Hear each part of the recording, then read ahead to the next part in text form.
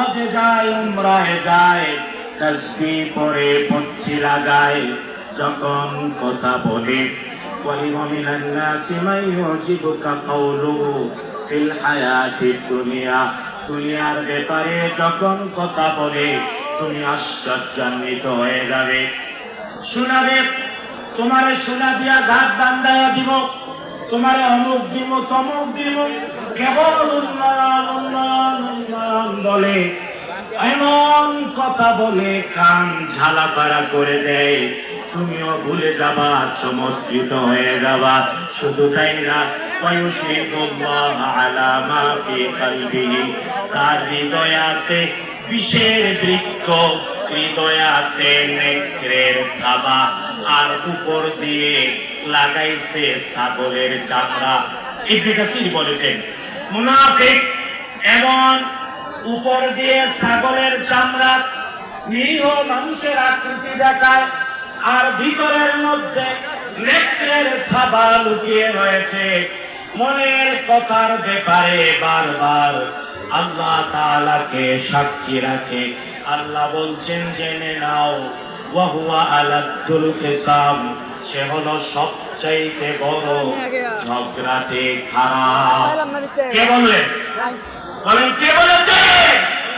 কোরআন কেবল মিলাবেন, খাপে খাপে মিলাবেন, কারণ রব্বুল আলামিন আমাদের জন্য কোরআন দিয়েছে। রব্বুল আলামিন বলেছেন قد أنزلنا إليكم كتابا فيه ذكركم أفلا تعقلون।